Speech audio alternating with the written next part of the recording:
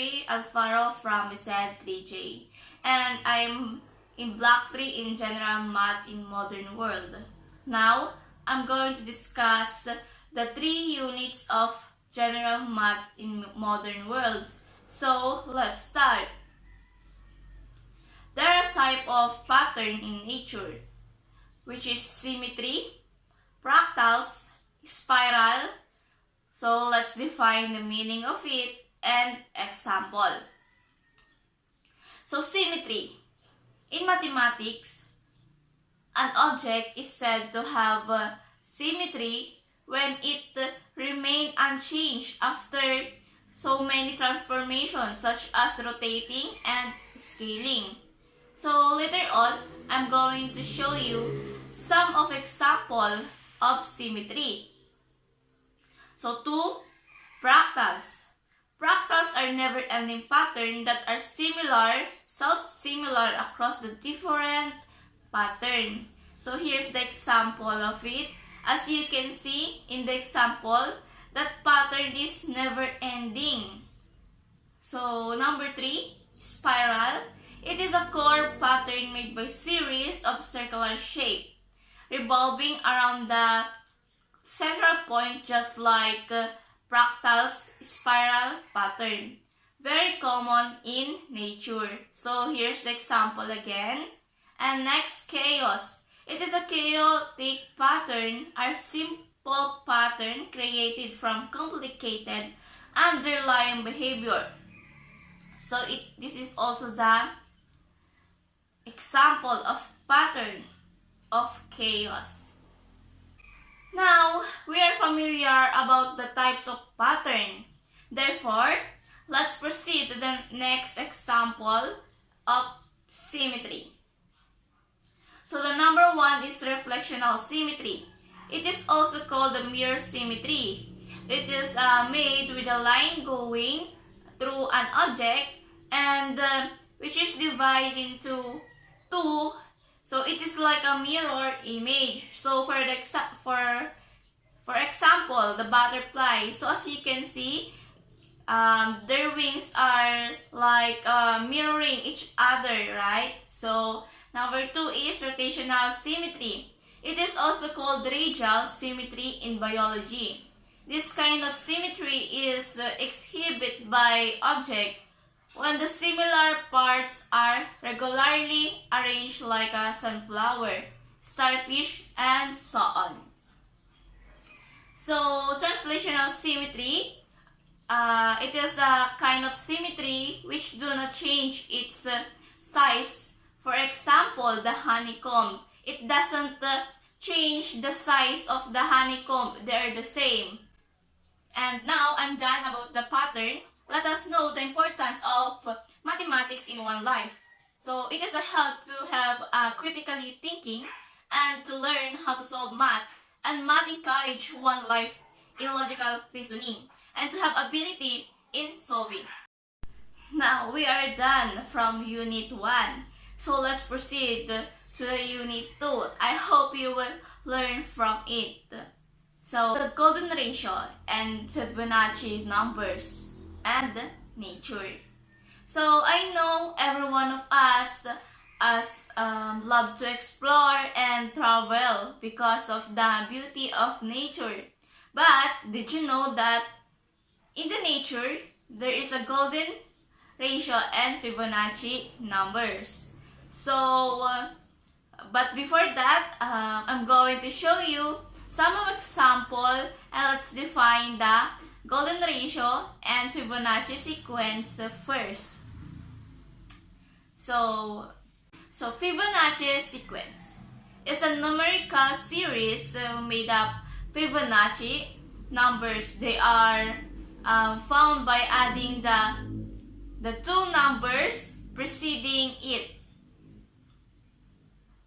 So next, so here's the example. So here's the Fibonacci number. 0 plus 1 equals 1. 1 plus 1 equals 2. 2 plus 3 equals 5. 3 plus 5 equals 8. And 5 plus 8 equals 13 and so on. And the golden ratio is the original number from the Fibonacci numbers. So, you understand? So now, let's see the golden ratio and the Fibonacci numbers in nature. So as you can see, Fibonacci can be seen anywhere, just like flowers. For example, the gumamela flower have 5 petals, like 1, 2, 3, 4, 5. 5 is seen or a part of Fibonacci number. The golden ratio is the egg which the proportion is the egg shape are closely associated with the golden ratio. So as you can see in the example, so for the better understanding, you can see this picture for the better understanding the association of egg and golden ratio. And now let's appreciate the mathematics as human endeavors. Mathematics makes our life orderly and prevent chaos. So certain qualities that nurtured by mathematics are powered and reasoning, creativity, critical thinking, and problem-solving ability. So, and even effective to communication skills. So now we are done. So next, mathematical language and symbol. The language of mathematics in the structure uses by the mathematician to communicate mathematically. So, mathematics uses symbol instead of word. They have a word of expression. Here's the feature.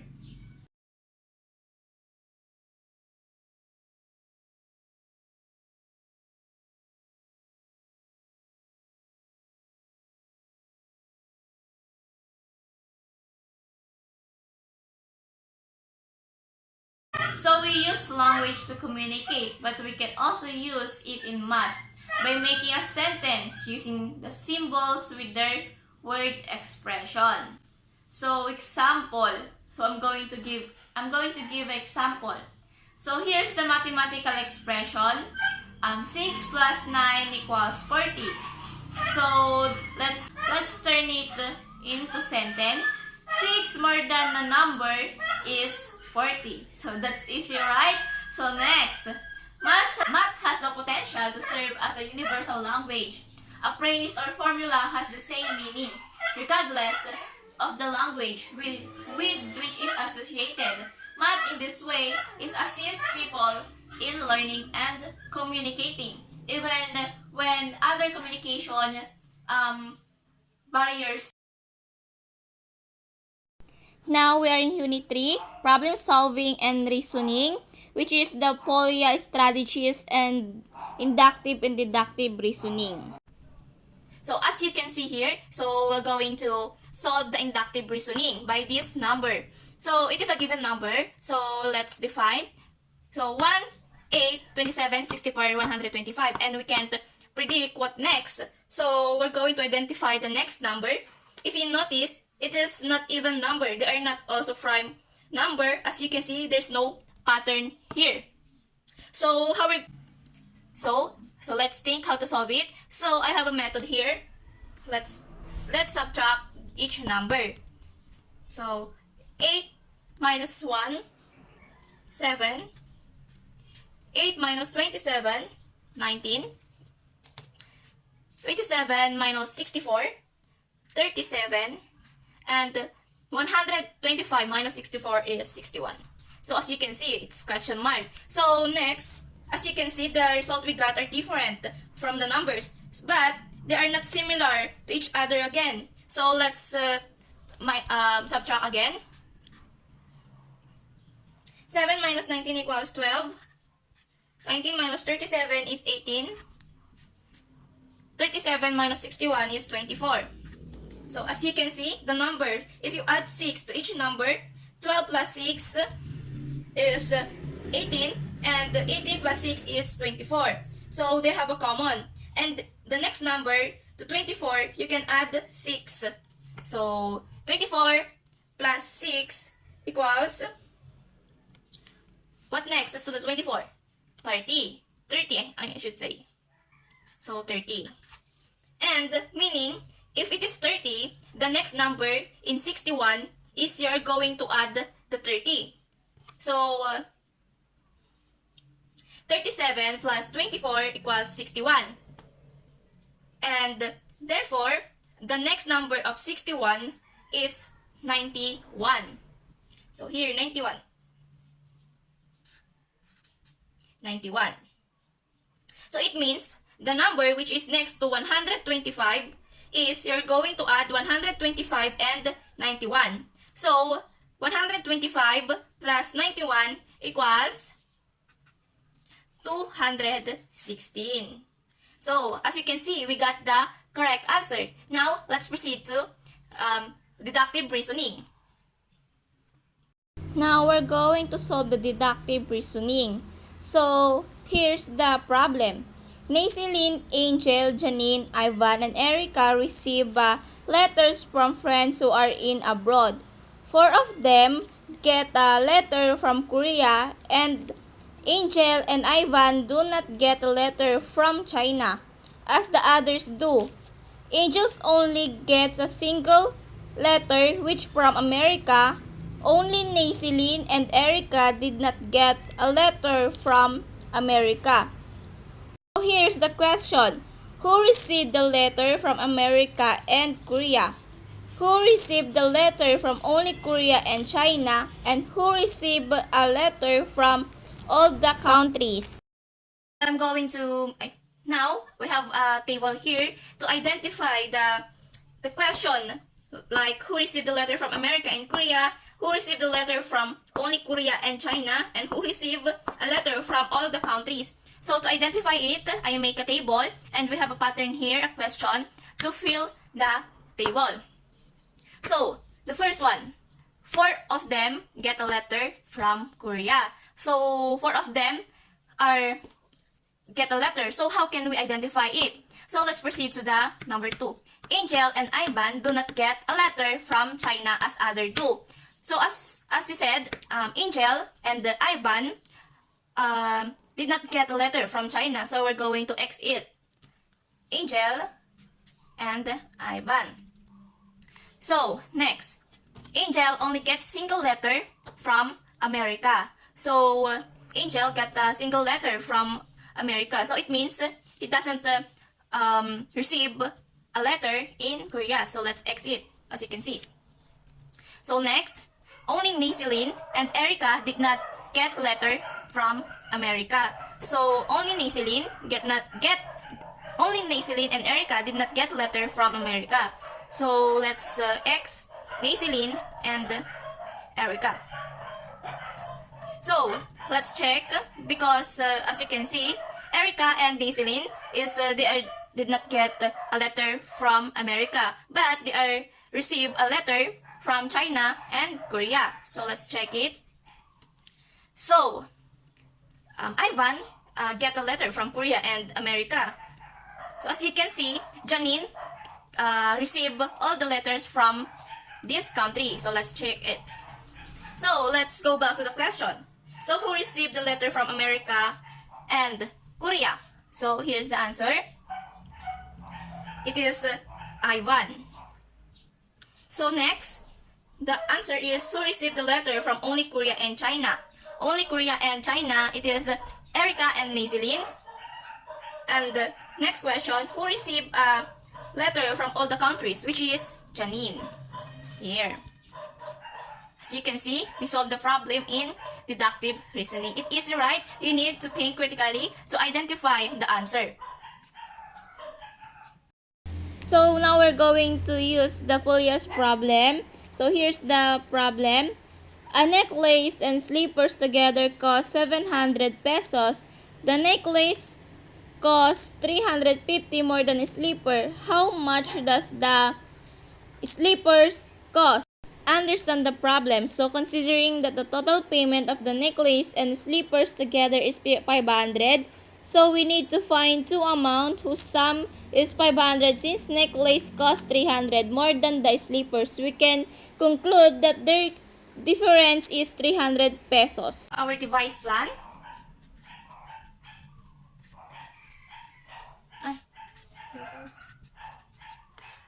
So, let's see.